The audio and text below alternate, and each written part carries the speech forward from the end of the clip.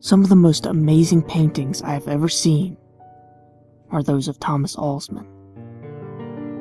He is a quiet man in his early 60s and lives alone in a small old house on the edge of town. Thomas is a portrait painter, the best any of us have ever seen. Each one of his paintings is a Mona Lisa. Every little detail of your head, face, and upper body is exact. However, how he paints them is the question. You see, Thomas Alsman has been completely blind since the day he was born. Somehow, though, he can paint you. It's as if he can see you when you're sitting in front of him, having your portrait painted. How he discovered this ability, or how he can do it, is unknown. He will not tell. If you bring him payment, he will paint you, and he will paint you beautifully. I walked up to the front door of his house. I stood there, still and nervous. I was alone. As I just said, he will not paint with others around.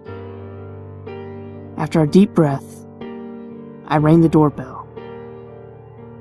I waited a moment. Finally, he opened the door. His gray eyes looked over my head, and he was holding a cane. "Mr. Alsman? My name is Luke, and I want to be..." My voice trailed off in nervousness. "To be painted, right?" he said. "Do you have the money to pay me?" "Of course, $200, I said. Thomas nodded and told me to come inside after I gave him the money. The house's interior was nice and simple. I had a stack of books on the table. One was opened, and I could see it was written in Braille. He led me into a back room and told me to sit on a stool. Nothing was in the room except for a chair and canvas, the stool, and painting supplies. I sat down and he sat behind the canvas. "Now, son, I must warn you. Sometimes I paint too far forward," Thomas said. Too far forward? What could that mean? Maybe sometimes he painted the wall behind the person, or the yard outside the house. I dismissed the comment. I had the feeling he wasn't all there. He started painting. I sat there for what seemed like forever. Neither of us said a word, and not once did Thomas look at me. His eyes were closed the whole time. Perhaps he could see me in some way. Finally, he put his brush down. "It is done," he said, and motioned for me to come see. The painting was me, all right, down to every hair on my head.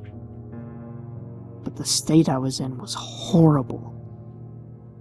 I was lying on a wooden floor, my throat was sliced open, one of my arms was gone, and I was covered in what looked to be stab wounds, bruises, and blood. My eyes were glazed over and bloodshot. I was dead. Thomas painted me after I had been brutally murdered? I was even wearing the same outfit I was currently wearing. I stepped back. "Why did you paint this? Why would you paint something so horrible happening to me?" Thomas looked down with a grim face. "I told you. Sometimes I paint too far forward." I was confused. "What does that mean?" I asked. He looked back up at me. "Sometimes I paint something that hasn't happened yet."